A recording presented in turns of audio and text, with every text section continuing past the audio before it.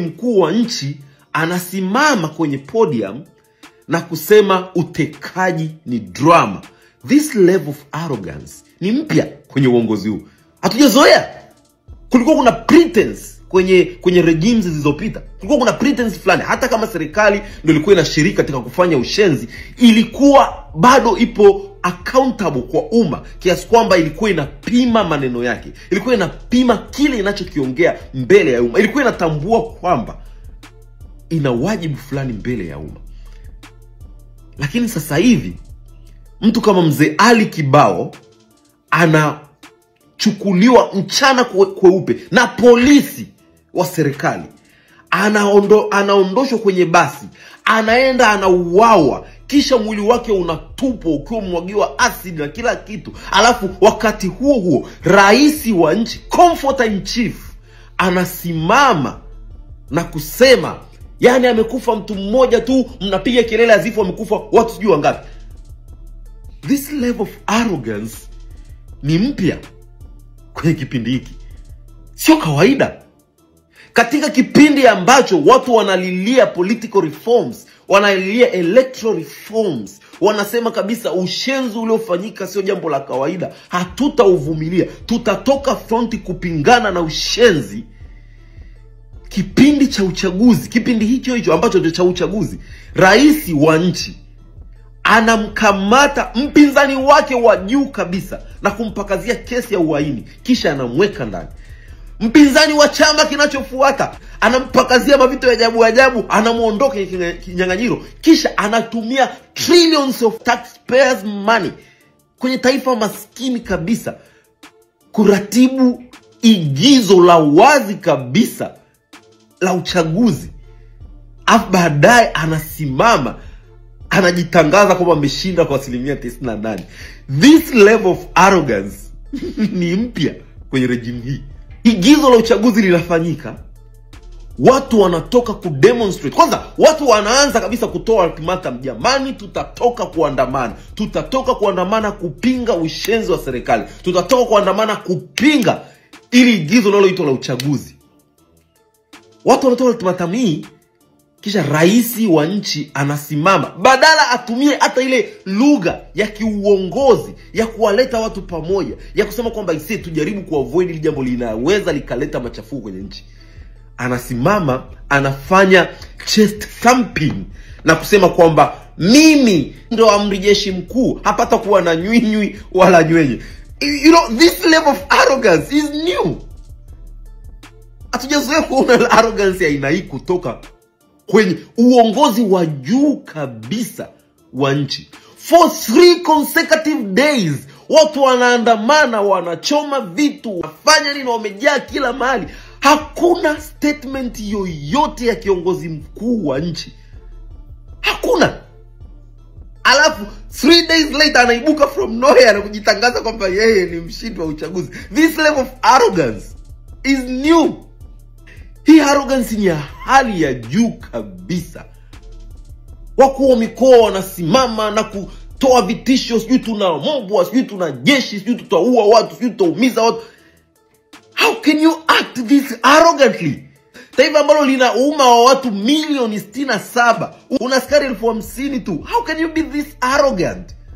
How can you be this inconsiderate? I don't know what these people are thinking about.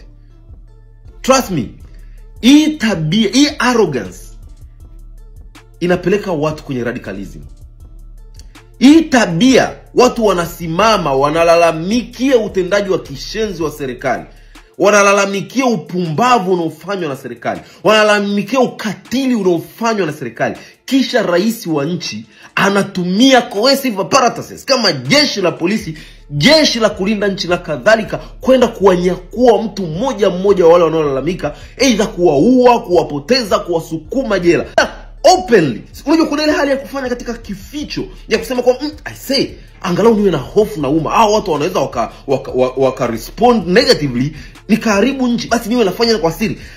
Lakini rais wa nchi anafanya wazi kabisa, tena bila kuonekana kukea hata kidogo. Hii arrogance ni ya level ya juu kabisa. And trust me, You are pushing people towards radicalism. Unawasukuma kuwa waasi. I mean, it doesn't take rocket science to see this. Metamorphosis ya radicalism inaonekana kabisa. Stages zinaonekana kabisa kwamba hao watu wana march towards radicalism and they are almost there. They are almost there. Wamekaribia kufika kabisa. And trust me, kwa jinsi tulivyoona vijana wamerespond kipindi hiki, ni wazi kabisa kwamba vijana hawana tone la hofu tena. You know, we used to think that, Watanzania ni waoga sana, hawawezi kufanya kitu chochote, bla bla bla. But response ya vijana kwenye hizi siku 3 imeonyesha wazi kabisa kwamba they don't give a fuck. Hawaogopi chochote. Hawaogopi kuoa. Nimeona videos nyingi za watu wamepigwa risasi, midomo inaning'inia hivi, wengine miguu imechafuka risasi, wengine wamekufa, and people are still marching. This should send a certain message to our so-called leaders. And the worst is, millions of young people outside there, haya mamilioni ya vijana ambao wako mtaani, they don't have anything to lose. You should understand that. They don't have anything to lose. They don't. Tumeona kwenye siku 3 hawana chochote cha kupoteza. They don't belong to the middle income bracket. Hawapo kule. Wapo kwenye bracket ya chini kabisa ya wale wa Tanzania maskini ambao ndo majority, and they don't have anything to lose, and they are not even fearful. Lazima ufikirie mara 800 kuhusu hili jambo. You are pushing the country towards radicalism. Simple like that. You see, kuna levels za hofu, au sio? Watu wanaogopa jeshi la polisi, sawa? Lakini kwenye hizi siku 3 tulizoziona ni kwamba people are not afraid of the police force. They are not. Polisi wamekuja, wengine wamepigwa, wengine wamenyang'anywa, wamevuliwa mpaka nguo, watu wanavaa viatu vyao na jezi na uniform zao, ni kuonyesha kwamba hawaogopi jeshi la polisi. Then rais akasema kwamba ngoja anyanyue baa kidogo, akaamua kuintroduce jeshi la kulinda taifa, right? Lije kutuliza umma kwa kudhani kwamba lile jeshi litakapokuja na uniform yao, mavifaa yao na silaha zao, labda umma utaogopa na kuanza kukimbia. Yet umma umeona jeshi ndo kaanza kushangilia, unasema jeshi lichukue nchi, hatumtaki Samia. Umma mbele ya jeshi unachukua pitch, mabango ya Samia unachoma vitu mbele ya jeshi. I think this should send a message to the so-called leaders. Unless ni wapumbavu wa hali ya juu kabisa. Watu hawaogopi polisi, hawaogopi jeshi. What do you think is their next option? Trust me. Wale tulioangalia movie ya Sarafina ya kipindi kile, mnakumbuka wale wanafunzi pale darasani walisemaje? They said ban.